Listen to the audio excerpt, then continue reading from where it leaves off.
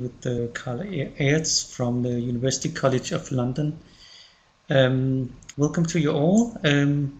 Carla will tell us a bit about the role of the digital in the learning, seen in the light of the context and outcomes. This is the first session that Carla is going to do with us out of 3 planned.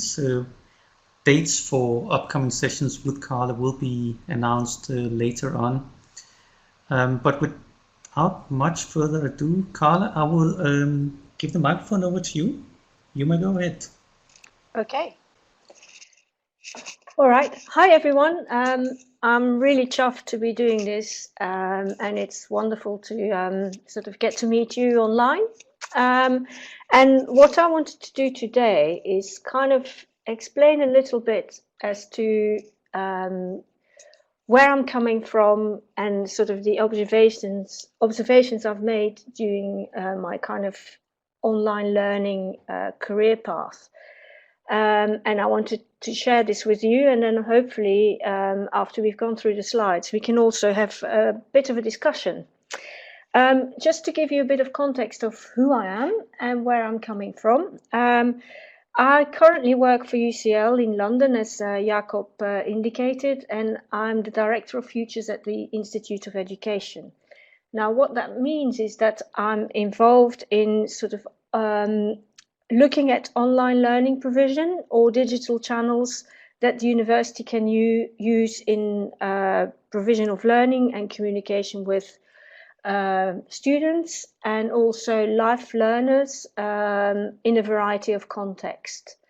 I'm also involved in a number of projects that actually are dealing with the EdTech community and the EdTech startup scene in London, because it's quite vibrant and there's lots happening, and we've just won a considerable amount of EU money to kind of put the link together between the EdTech community and the research community and the business community to ensure that educational startups in EdTech also understand that research is available for them and how to tap into research mechanisms to really support their own business development, with potentially a view to kind of minimize failure in EdTech business. So that's kind of what I'm involved in now. I've been involved in digital for about 31 years and e-learning for about 15 of them. And the context of my sort of digital and e-learning focus has been very much on, well, to some extent on healthcare, but mostly on a variety of contexts for different education markets, if you like, if I can use that word, across the world, including a little bit of Africa. And Africa is something, you know, and a place that inspires me, and where I think that actually digital education can be quite a catalyst, despite, you know, some of the observations around, you know, potential issues that we might come across further in the presentation. So that's enough about me. I shall kick off and get going with the presentation. If there's anything not clear, do shout, or do you raise your hand, and do interrupt me to make sure that, you know, things are clear to you. But if not, we'll have a discussion after. Okay, here we go. So what I'm going to focus on is obviously a bit of context and outcomes. And if we look at kind of digital education and education actually as the way it's been going, and the way that quite often the digital landscape seems to forget, is that, you know, education was a means to kind of bring learning to lots of people at scale. And the best way that was perceived to be suitable for that, obviously about 150 years ago, or a bit more than that, was have one teacher in front, or one professor in front of a classroom of 30 plus children or students. So the method of teaching and learning was very much based on what we call chalk and talk, and the teacher talking to you, and also in a very didactic way. So it was, where pedagogy was obviously at the center, and the teacher was instructing the learner or the student. And, we kind of, in the technology world, sometimes forget that actually this is still quite often the case. Not necessarily in places like Africa, but actually if you look at continental Europe, there's quite a lot of instruction that still happens that way. In the UK, it's slightly different, dependent on the schools as well. And also in America, obviously, things are quite different. But I just wanted to kind of set that kind of context that, there is still this root in education that is based on a one-to-many. Now, if we kind of go a bit further along this line, we'll see that actually, we are all learning in very different contexts and very different places. And I mean, I don't need to kind of elaborate on that very much, but, and especially now the kind of e-learning context has arrived, that context actually gets extrapolated significantly. And the place, because we don't necessarily have to be in a single place anymore. We can kind of build our own learning continuum, which has kind of significant implications for teaching and for the provision of education as well, because, it's not necessarily just centered around a big building or a classroom. It can be centered around a variety of contexts that actually become more pronounced, as we get more technology. And I think that contextual aspect is something that technology tends to forget quite often. And that is also what I would like to talk to you about a bit more. So if we then kind of, we've looked at places, we've looked at context, but actually we also learn because we've all got very different needs. An early learner will be needing very different ways of learning or instructions or collaboration with their peers, combined to, someone who's already graduated but who wants to go on a life learning path. A teacher will need to continue to learn. So the left top picture is actually Hanan Al-Khloub. She won the Global Teacher Prize last year. She's a Palestinian teacher in occupied Palestine, and she's kind of founded her own school. Now, she won $1 million last year as, the Global Teacher Prize was awarded to her by the Vaki Foundation. And what she's doing, she developed her own methodology and her own way of teaching. She's plowing that money back into her own school so she can kind of, provide the best tuition in her context for her students' needs. So if you compare that to someone who's working in a laboratory, who's got, as a professional, will need to continue to learn because science develops, life develops, and we can never stand still. And so the whole learning process is, something that needs to be nurtured, and that needs to be nurtured from, from birth, from cradle to grave. It doesn't stop. And it's in that context, obviously, that, digital can be a real catalyst because it provides us so much more access to learning in, in different places at different times to fulfill different needs at different times in our lives. So that actually has kind of brought with it a revolution in educational models, and also new needs that keep developing as technology develops, as kind of science and business develops, as agriculture develops. We need to kind of continue to kind of have the right educational models to fulfill this. And this is no longer a question of, the first slide that I showed you, where we had the instruction in front of the classroom or the lecture theatre, but actually kind of new ways of learning that require us to not just think inside the box, not just think alongside the pedagogical models that, educationalists and pedagogues aspire to, because some of these models may no longer be relevant for what we need. So there's an educationalist called David Price who wrote a little book called Open, which is quite interesting because in that little book he kind of starts talking about the fact that actually even the term pedagogy is probably outdated, and that in this kind of new revolution in education and learning, maybe we should start talking about andragogy, because the relationship between the instructor, the tutor or the teacher and the learner is becoming something completely different. And that is something that education hasn't necessarily recognized yet, because with the onset of online learning and digital provision, learners can discover so much more. They've got it so much more easily at their fingertips. And I do appreciate that the contexts are very different in which these learners can approach this, and that the learner in rural Africa doesn't have the same ability to find, to support their education at their fingertips. Absolutely understood.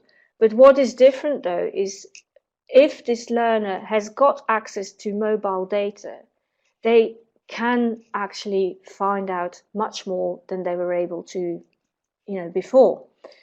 And that kind of brings with it a mode of self-instruction that, never really existed before.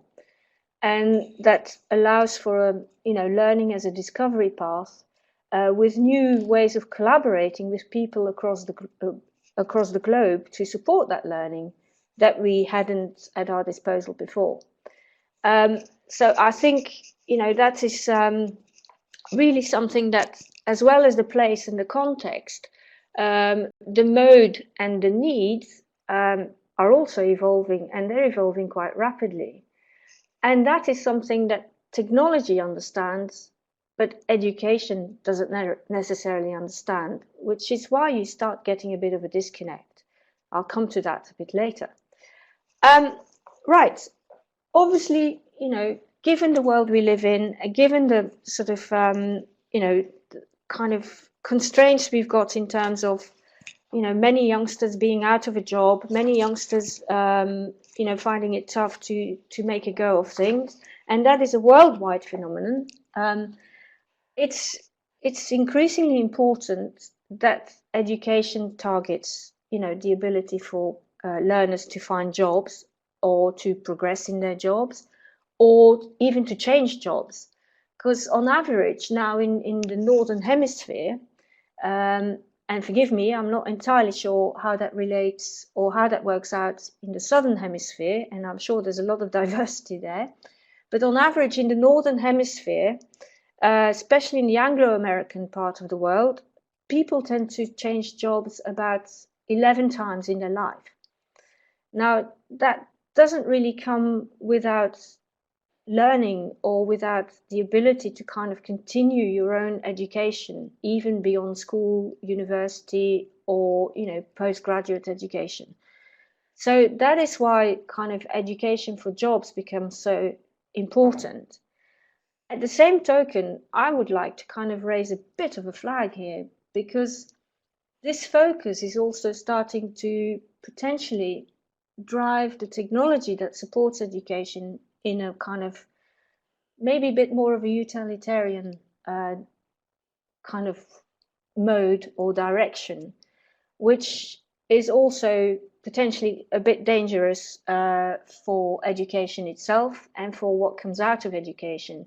We're starting to see, trends where people say, oh, we shouldn't teach philosophy anymore because, the world doesn't need that anymore. Well, the world actually does need philosophy probably more than it ever did.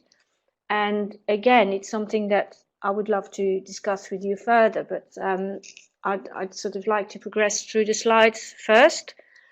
So the job aspect is obviously very much on people's mind and very much on universities' mind, who are increasingly seeing that, they're also being pressurized to make sure that students are fit for the workplace, which quite often hasn't been the case in the past. That brings with it kind of a whole plethora of educational needs that need to be looked into and addressed. Again, that is where digital can play a highly significant role. Now, if we're starting to look at sort of digital and how it's starting to play a role and to transform that whole learning path, we're starting to see that it's sort of becoming more and more ubiquitous in education and in learning, just the same way it's becoming more ubiquitous in our whole lives. That's affecting, obviously, modes of learning. If you're learning on a mobile phone, on a small screen, the way you're going to kind of interact with that learning is going to be very, very different to if you have the biggest computer monitor, or a variety of monitor and textbooks and a whole ream of educational supports at your disposal. So what digital is allowing us to do then is actually bring kind of variety of learning resources into the kind of the digital realm that students and learners can access much more easily, provided they have got access, they have got connectivity, and they're able to interact with this. And that is also where I think we're starting to see some issues arising, because when the digital education sort of interest started to occur, it has to be said that education kind of came on that digital trajectory much later than any other discipline or business, or if you compare it to healthcare, agriculture even, or even the business world, education wasn't there for a long time. And I think the reason for this is that technology is about evolution and changing fast and getting better and getting smarter and getting quicker. So it's constantly transforming and transitioning. Education, on the other hand, is something that is also about stability, and that is also about a slower process of maturation and nurturing, because you can't learn everything at once. We go to primary school, we go often to kindergarten first, primary school, secondary school, then to higher education, if we're lucky enough to be able to do that. So that is a very long process. And within that process, obviously, very discrete and distinct and stable models of pedagogy and instruction and assessment and learning are being applied, which makes this kind of technical thing really, really quite difficult to adopt. For a long time, and it's interesting to see how the digital evolution started in education, because for a long time, what did digital education try to do? Well, actually, it came up with this kind of thing called platforms, and they still exist and they still evolve, and for very good reasons. But the initial manifestations of the digital platform is very, very process focused. So what did the technologists do? They looked at the workflow of instruction and school administration, for instance, or institutional administration, and they tried to replicate this process as an engineered process on a platform, bring that into the classroom, and the teacher cannot use it because it's way too complicated and it's way too step by step, whereas in a classroom, lots of things happen at once. So this is why teachers, especially, if you look at the school context, found it very, very difficult to engage with technology, because it wasn't supporting them. It was actually giving them a bit of a nightmare. Things are getting better. Things are getting more powerful. What is really compelling for teachers and schools and institutions is that also with the technology, we've got the aptitude and the ability to kind of look at analytics and look at what our students are doing, look at how they're learning, look at our own kind of provision of that learning and how that maps with the learning outcomes or learning behaviors that we're seeing in the classroom. So we kind of have gone through a process where digital maturity is now starting to permeate education, and starting to permeate it in very different ways. So it is starting to address some of the context. It is starting to address the fact that people can engage with it in different places, not just any longer just in the classroom or the institution, but in a variety of contexts, in a variety of places, and using actually a variety of tools. We don't just have to do it on our phone anymore. We don't just have to, on our desktop anymore. We can do it on our phone. We can do it on our tablet. We can do it in a variety of contexts. We can be traveling around the world and still kind of connect to the learning we want. So that's, you know, one of the powerful things about the technology maturing and sort of that maturity starting to kind of be present in education. That's kind of, again, you know, going back to what I was saying earlier, with that sort of diversity of access and diversity of context in which learners and teachers can and tutors can access, this has to kind of result in new learning modes. Learning can no longer be that chalk and talk model that we saw in the earlier slides, although it still exists. But given that we need a new kind of skill-based and problem-solving workplace, and that this is what the world also needs, that context of learning and the modes of learning need to change to make sure that learners can evolve to people in the workplace and also be, you know, sort of can take part in a dialogue that's going on worldwide. So quite often, you know, I'm sure you've all heard of it, the flipped classroom models. These are kind of becoming more prominent as more technology gets adopted. Anecdotally, one of my colleagues in a medical school is using the flipped classroom model all the time now. He's, you know, sets tasks for the students to do, kind of prepare the lesson materials, and then they have a collaborative session in his lectures. But what he's found, which is a very interesting observation, is that he felt that with the flipped classroom he could get away from the essay. After doing it for about 3 or 4 years, he's now advocating that he wants to return to the essay, because he's finding that with the digital classroom, the flipped classroom, sorry, he is not able to really assess, you know, the students' writing skills and the students' argumentation skills the way he can in an essay.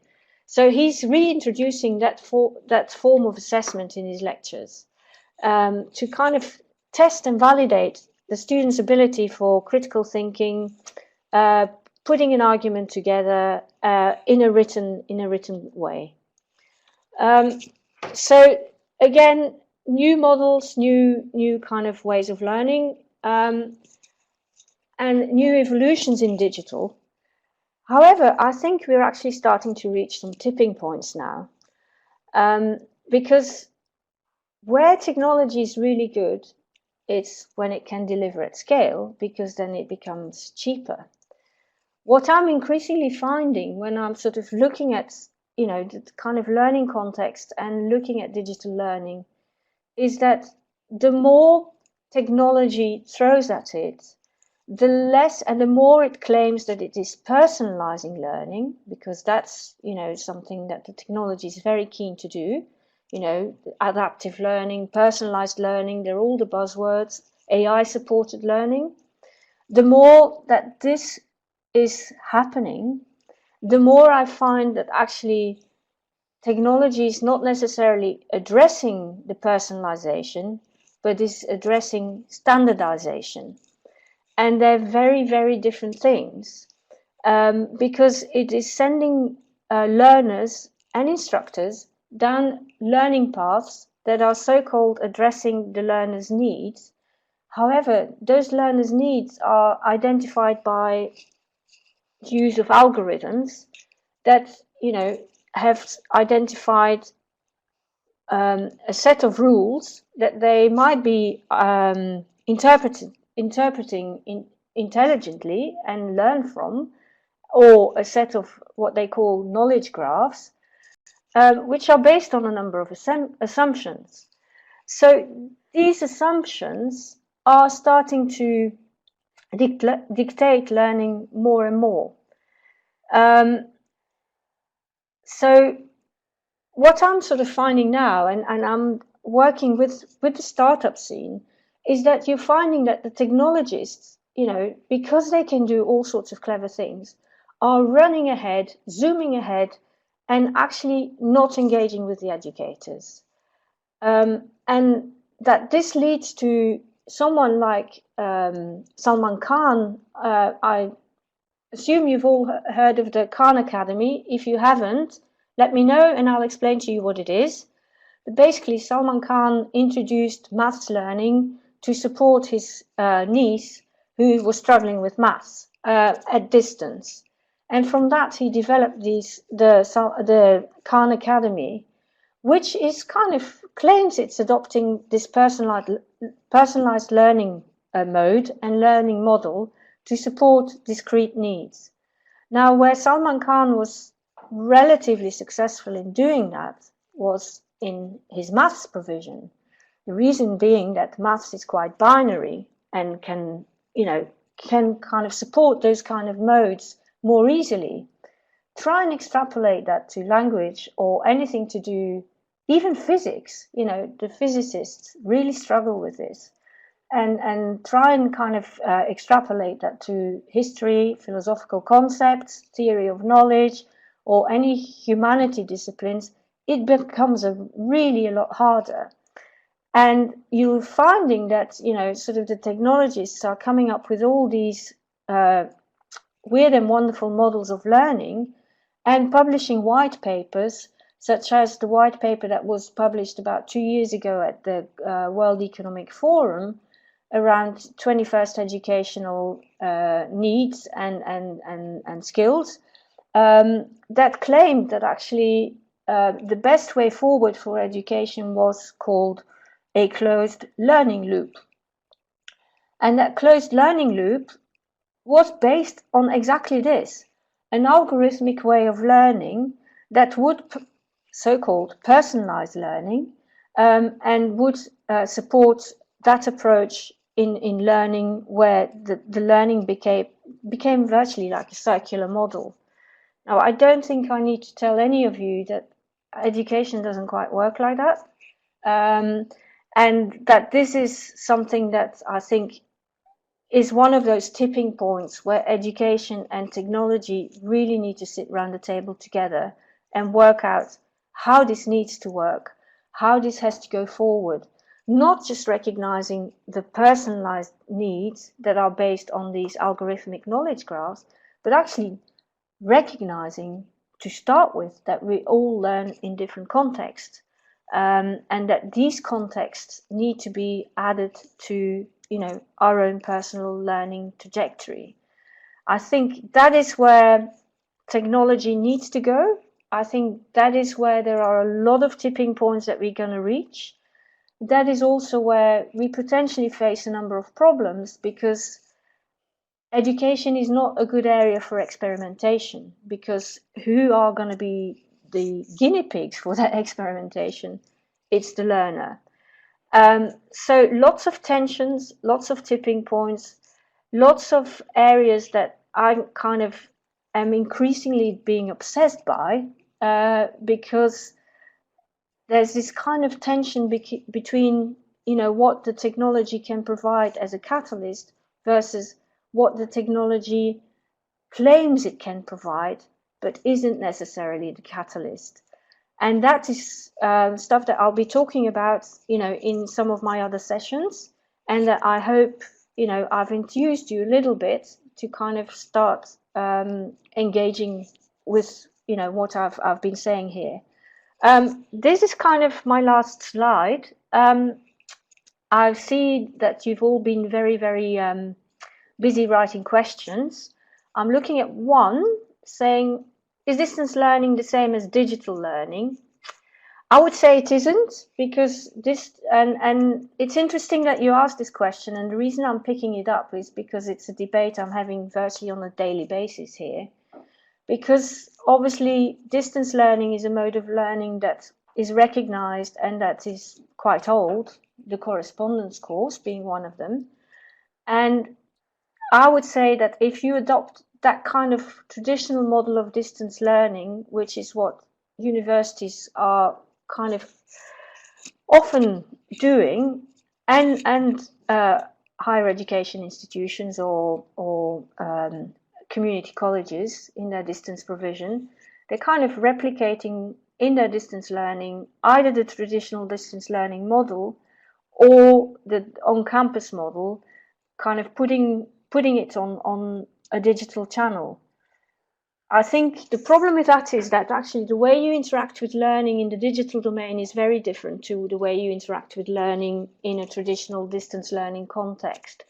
And for that reason, I would say that you need to distinguish between the two. But that's enough of me. I would love to hear from you.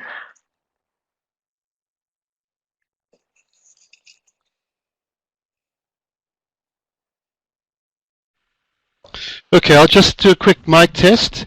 Can everybody hear me? Thank you, Carla. And thank you, everybody, for getting here to this event. Carla, we've been waiting, I think, more than 2 years in the development and fruition of the series of events that you're presenting. And I know, my fault. what? Actually, it's been well worth waiting for, and all the delays and all the busyness in your life has just meant that you've got to us with all the knowledge and all the reflection and all the capability you've developed even further over those few years, and more experience with the startup scene. So it really is just the right time. And I think the people who made it here today will be joined by many others who access the recording of the event, because this is way too good to be wasted. Oh, thank you. Let me pick up on some of the questions. Yeah, I've been going through the text chat, picking up on some of the key questions. We've got a question from Jerome Duga. How effective is the concept of independent learner, particularly regarding young learners? Would you like to take that on for a minute? Okay, yes, of course I would. This is an interesting question, and it's one that really fascinates me as well, because there's a lot of debate around it. I don't know if any of you are familiar with the work of Professor Sugata Mitra at Newcastle University, the Hole in the Wall project. Okay, right. So if you're familiar with it, you know, he put kind of terminals in slum cities in such as Mumbai, and let the kids loose on this. He also kind of extrapolates this into sort of ways in UK schools when he visits them. And his approach is that actually all learning is discovery and sort of, you know, self-learning from a very early age. And I get really quite excited by what he does, but I also get a little bit scared by what he does, for the reason that I think, you know, where it's so, what is wonderful about his method is that it's very collaborative. the kids learn from each other, they work together, they solve problems together. So all that gets a fantastic tick, because that's wonderful. And you can see the children enthusing one another, and that is just an amazing event to witness.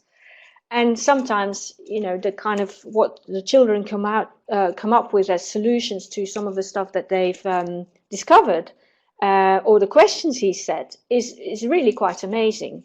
So all that gets a huge tick in my book, because it also instills a sense of wonder and the appetite for learning in a child. Where I think he has to be a bit careful is that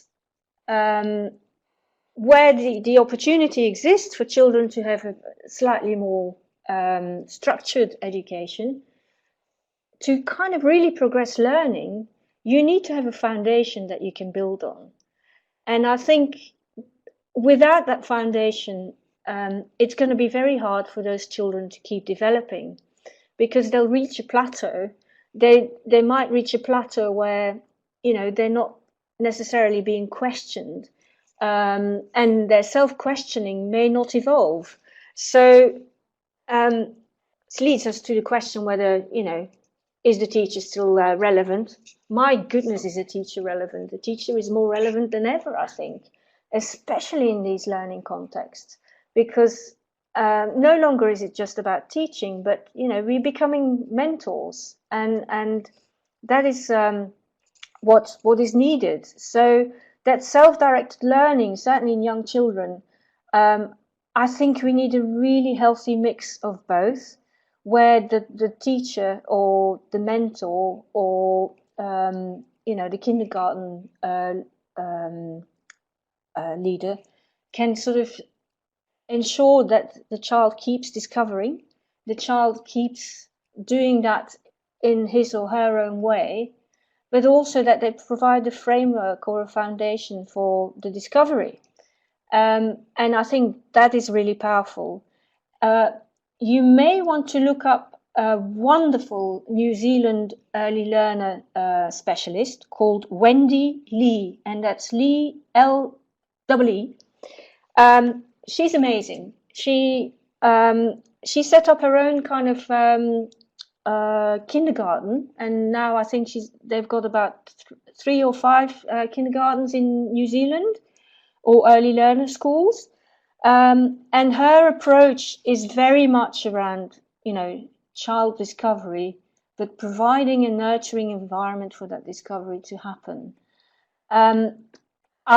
If you can't find anything about her, Jacob, let me know, and I'll share some information, because her work is absolutely fantastic, and is a real illustration of that sense of self-learning combined with that sort of mentoring and nurturing by a teacher.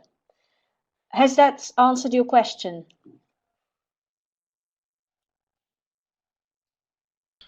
Okay, thank you very much, Carla. What I really like about your answer is that you answered it at surface and then went into the importance of educators in terms of their role as mediators and mentors and coaches, as well as the fact that they have expert knowledge. Because there's only so far you can get if you just say, children, construct all your knowledge. Absolutely. Yeah. Mm-hmm. Okay. Yeah. There's another question that came through from Irene, who said, is digital learning evolving too fast for the learner? And what are the things to look out for in the next few years that will shape digital learning? Okay, so on the first question, is digital learning evolving too fast for the learner? I think in some ways it is, but I don't think it's necessarily affecting the learner. Part of which, that is if we're talking about an institutional context. If we're talking about what the learner is doing outside of the institution, or what is set by the institution or the school, then it may be slightly different. So I'm going to kind of try and answer this question from different points of view. So if we're looking at the institutional context, like I was saying earlier on, education is slow evolving. And therefore, the adoption of technology in schools is also slow evolving, and quite often focuses on the hardware and the connectivity, and not necessarily on what people do with it, which is a big problem, not just in the developing world, where you can go to places from Mongolia to Kenya to South America and find containers full of hardware that's never been used because ministries thought, oh, we need to digitize our education, and were kind of lured into buying all this jazzy hardware, but actually nobody could use it, nobody had resources to use in the classroom. So from that perspective, there is a bit of a tension in terms of, you know, the hardware provision versus the resources provision.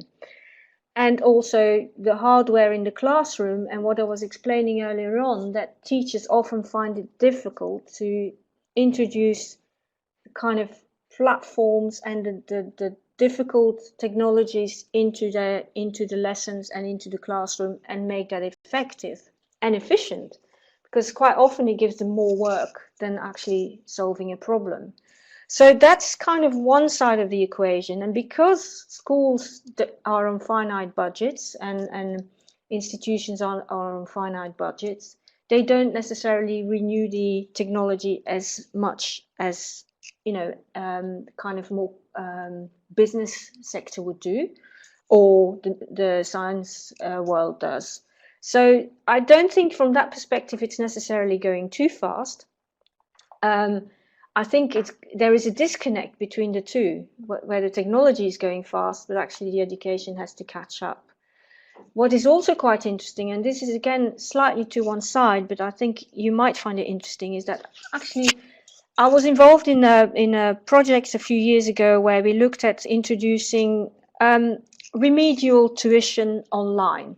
So students swatting for their GCSE or A levels in the UK, so they're kind of quite high stakes exams in secondary schools, would have a problem and could kind of contact a tutor and could get instruction online to kind of remediate their problem. One of the approaches that we were looking at, because we wanted to be innovative, was, hey, can we use virtual worlds to do this? I always thought that this was a bad idea to do that in education. And I was actually proved right, because we did a number of surveys and interviews and focus groups with the students, who said, in much, you know, sort of more abrupt way than I'm doing now, said, actually, you know what, we really don't want this. When we learn, and when we have to use technology in learning, we want to use technology so it supports our learning, it doesn't distract our learning, and it makes our learning a very discrete activity. Once we go home, we'll go and play on our game console, but not in the classroom. And it was emphatic, you know, it was 100% of the students saying that.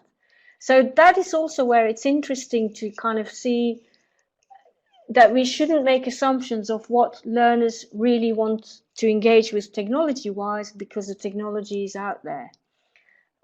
So interesting kind of bit of a dichotomy between education and technology, where I think there are opportunities is actually, as a technology becomes more user-friendly, is for education to catch up, and to catch up with that sort of more user-centric approach of technology. But I think there's a long way to go. That was the first bit of your question. Tony, can you remind me what the second bit of the question was, please? The second bit was, what are the things to look out for in the next few years that will shape digital learning? Yeah, okay. Okay, what are the things to look out for? I think obviously the kind of the buzzword now is artificial intelligence and education. So much more algorithm-driven learning and personalization. Interesting debates going on where you're starting, and the role of assessment in this context, because obviously it's the assessment that drives the learning path. A lot of work is being done, you know, going from people who've got more of a singularity view of the world, going that, claiming that this is the way education is going to go. It's going to become completely technology driven with these adaptive learning paths. Some people go as far as to say, without needing the role of the mentor, the teacher, or the instructor, and sort of even taking the social aspect out of education. That is one kind of set of people who are looking at this, and they tend to be more on the technology side, because they haven't fully realized that actually education is a social and a collaborative activity to kind of make the learning worthwhile and sustainable. On the other hand, like for instance, one of my colleagues here at the Institute, who is kind of considered the doyen of artificial intelligence in education, certainly in the UK and Europe, her approach is very, very different.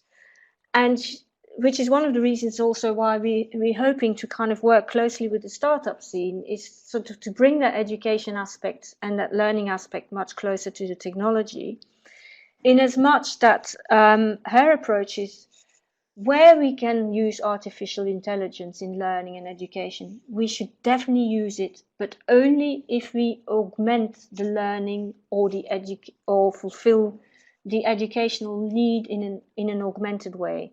That's either on the side of the teacher or the learner, but actually ideally it should be for both. Because if it's only for one, the kind of argument becomes a bit skewed. Now what she claims is, and I am on her side, is that technology and AI provide a fantastic opportunity to look at the way in which we assess and examine students. I don't know what it's like with matric in South Africa, for instance, but those kind of, especially schools exams here, at certain ages, are a very, very stressful affair for the students and for the teachers.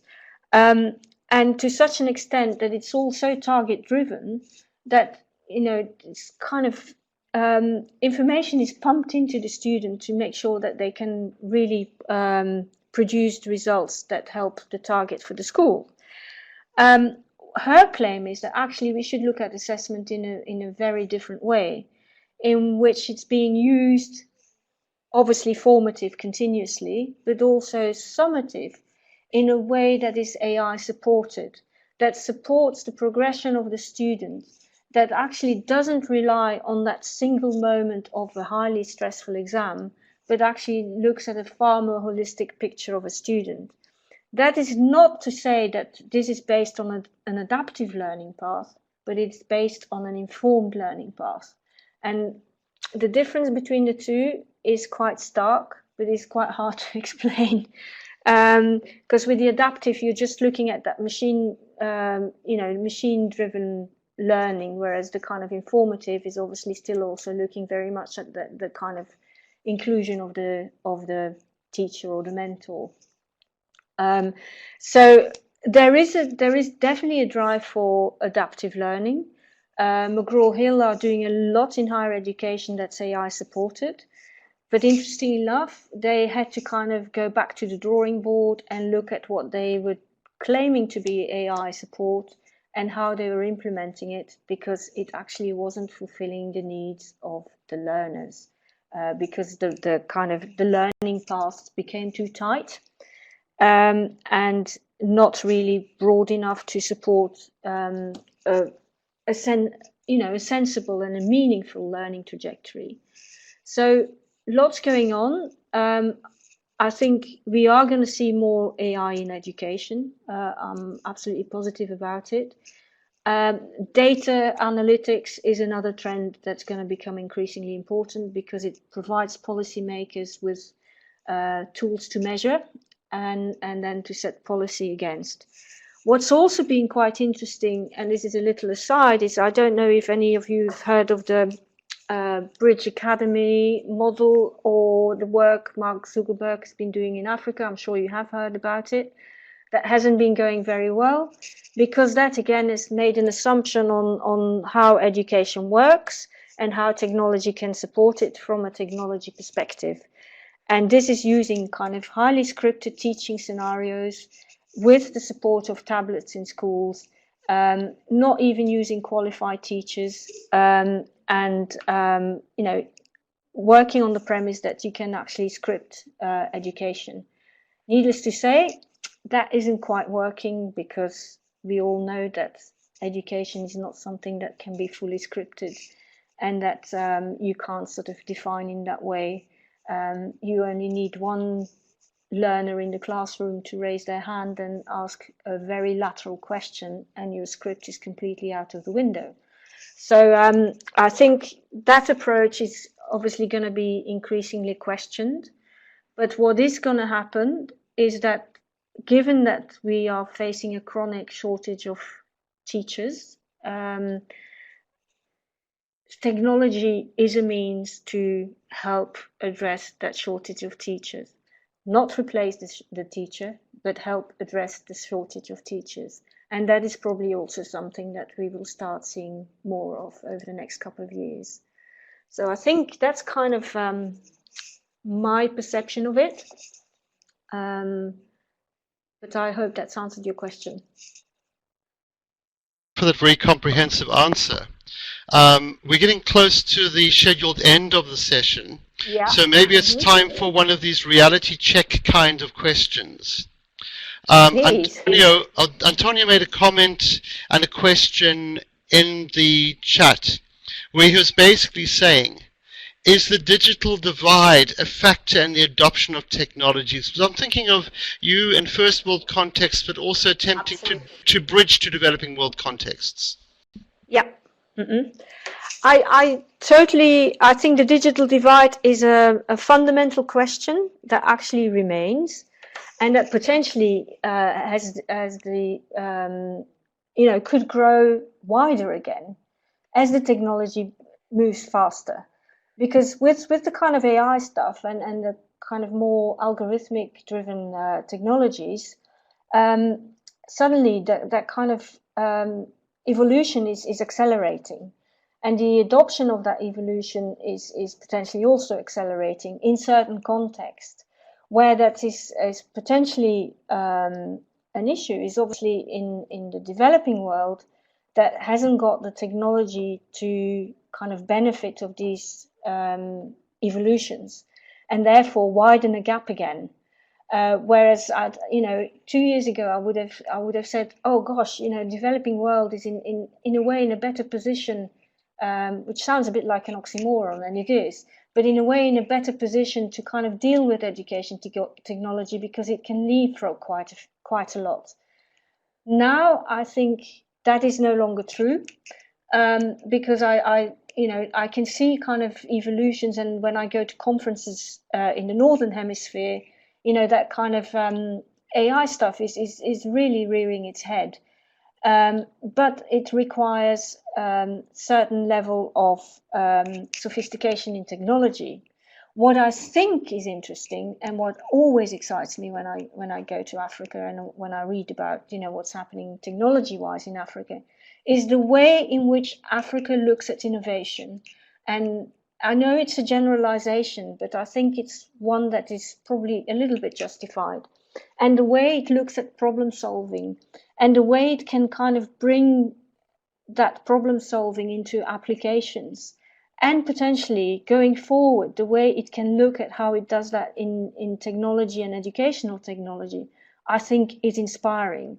And I would think that with the right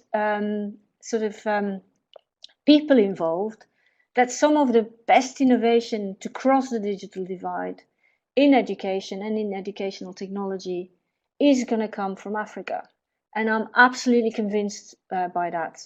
I don't think it's necessarily coming from India, although there's lots happening with technology in India. But in terms of the applicability and the way it could solve problems, I think it's going to come from Africa. We just need a good bunch of technologists and educators to sit around the table together across the continent. And we could see some really interesting things happen, which may kind of result in a completely different approach to solving some of these problems, like, for instance, your shortage of teachers. So I'm actually quite hopeful, although I do recognize that the potential for the increase of the digital divide is really quite stark. So